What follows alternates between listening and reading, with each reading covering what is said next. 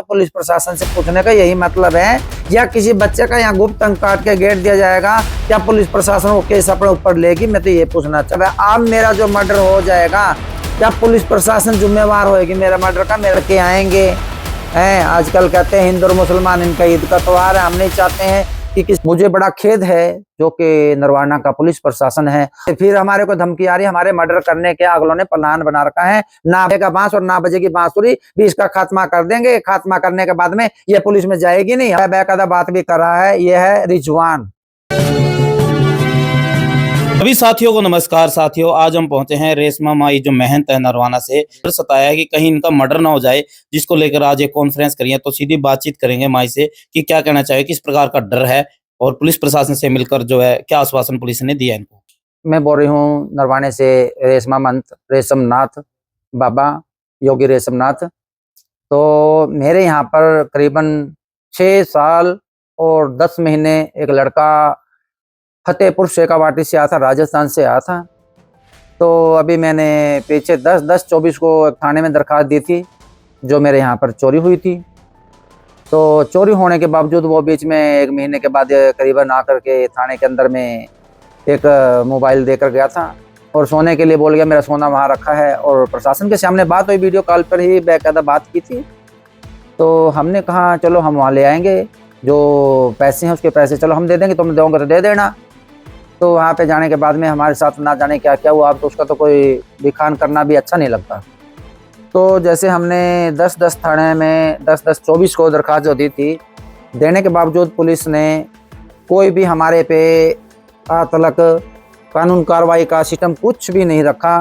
मुझे बड़ा खेद है जो कि नरवाना का पुलिस प्रशासन है, नहीं पुलिस प्रशासन को पता लग पा रहा, ना उनका कुछ निकाल पा रहे हैं। अगर बात कर लेंगे तो क्लोज, बात करा तो क्लोज, बात करा तो क्लोज। तो अभी भी मेरे साथ में बात हुई है कि ऐसे ऐसे करके बात है। मैं बोले चलो ठीक है। प्रयागराज का पता लगा, मऊ आइमा में प्रशासन को लेके गई, एक बार मैं मुजफ्फरनगर में भी लेकर गए। तो वहाँ पे कमरा भी दिखाया गया, इस कमरे के अंदर रह रहा है, ये कमरा है, सब कुछ है। लेकिन वहाँ पुलिस ने जो कहा है, अभी आप लोगों के आगे रखती हूँ बात, तो बहुत हमारे तरफ से तो पुलिस की तरफ से बिल्कुल 0 से भी 72 0 वाला सिस्टम हमें वहाँ पाया कि मोमडन एरिया वो भी इंसान है। तुम्हें गुनाहगार को पकड़ने आए हो, गुनाहगार के ऊपर अपने वो चलाओ, गड्डी से उतरने में डर रहे हैं। बड़ा मुझे दुख इस चीज का है, गड्डी में से उतरते हुए डर रहे हैं।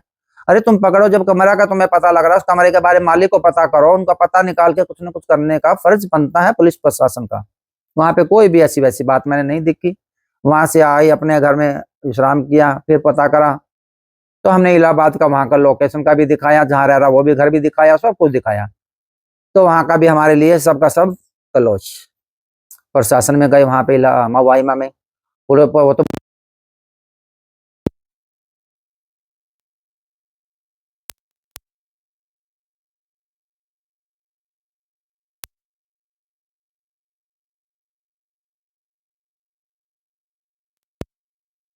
घर में या बार में या डायरी में या मेरी गौशाला के अंदर में उस बच्चे का गुप्त अंक काट करके, एक लड़के का गुप्त अंक काट करके भी रेशमा को या रेशमनाथ योगी बाबा को कि हम जेल में पहुंचाएं।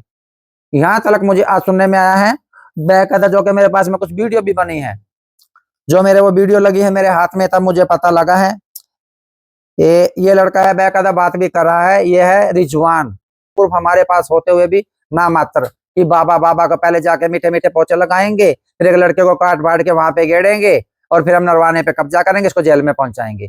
मेरा तो प्रशासन से यही गुहार है कि आज तो मेरे लिए इतना हो रहा है। और पहले मेरे मर्डर की प्लानिंग की गई थी 2024 और 8वां 9वां महीना और 11वें महीने में मेरे मर्डर का प्लान बनाया गया था। तो उस प्लान से मेरे को भी कुछ कुछ पता लगा, तो मैंने उसी बात पे मैंने अपने पैसे पूछा, भाई मेरे पैसे दो, बाद में तुम जो मर्जी करना।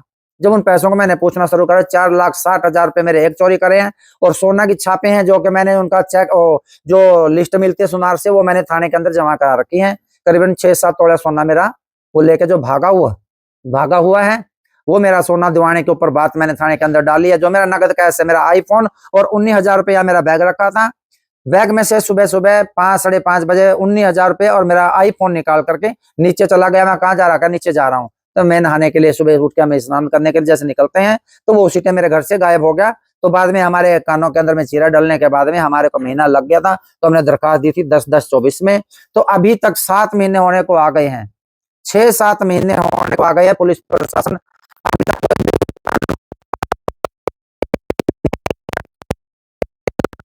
एसडीओ साहब के यहाँ पे मैं पेश होली, मैंने वहां पे भी दरखास्त दे रखी है, वहां पे भी फिर आखिरी के अंदर में एसडीएम को देने के पर मैंने डीएसपी साहब को भी मैंने दरखास्त दी, अपने भाटिया साहब जी को, डीएसपी साहब को भी मैंने दरखास्त दी। तो उन्होंने भी मेरा हौसला बढ़ाया, भी कोई बात नहीं है बाबा जी, आप चिंता ना करो, आपका चोर को पकड़ के लाया जाएगा, आपको इंसाफ मिलेगा।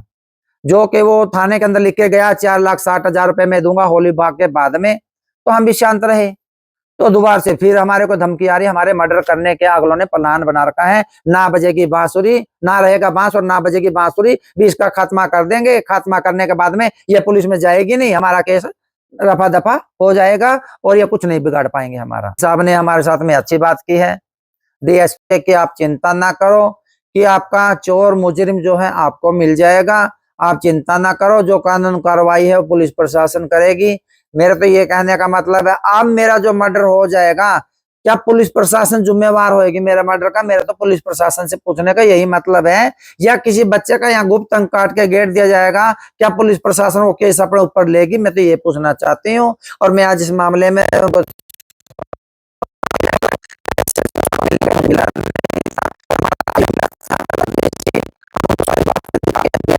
ये मर्डर वाली बात है, आपने डीएसपी के संज्ञान में लेके आया ये मामला?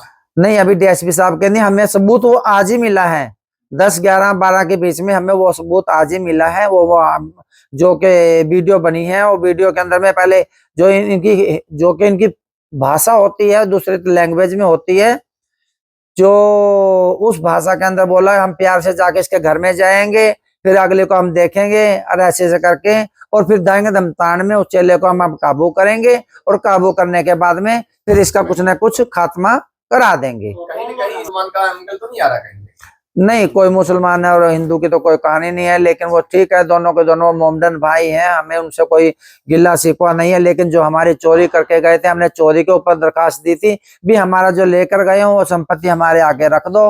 हमने उनको फोन में भी किए हैं, फोनों में धमकियां भी दे रखी हैं, उन्होंने आने के लिए भी कह रखा है और वो ना आए हैं। सिर्फ यहाँ बाजार वालों के कम से कम 1 लाख से ऊपर और 1.5 लाख के करीबन दुकान वालों के पैसे, अपने किसी सिगरेट का कोई सामान, कुछ एक फ्रिज था, फ्रिज मेरे घर में आया है, लेकिन मेरे से पैसे लेके जा चुके थे। वो फ्रिज मेरे घर में आया, पैसे ले वहां पे उधार कर रखी है। वहां पे उस बाजार में और भी 4-5 जगह पे हैं, किसी के 10,000 मांग रखे हैं, किसी से 15,000 मांग रखे हैं। उनके प्रूफ भी मेरे फोन में है, जो उनको गूगल पे करके पैसे दे रखे हैं। इसी मेरी गुजारिश है प्रशासन को कि मेरी हेल्प के लिए एक सिक्योरिटी दी जाए, भी कल को कुछ हो जाए तो मेरे को सिक्योरिटी दी जाए, ताकि मेरे घर के अंदर में कोई 19-21 वारदात ना हो पाए। भी बाहर के आएंगे हैं, आजकल कहते हैं हिंदू और मुसलमान इनका ईद का त्योहार है, हम नहीं चाहते हैं कि किसी के साथ में गलत हो या बुरा हो, हम नहीं चाहते हैं। हम तो ये चाहते हैं मुझे सिक्योरिटी दी जाए और उन चोरों को गिरफ्तार करके अंदर करा जाए और मेरा सामान मुझे दिला दिया जाए।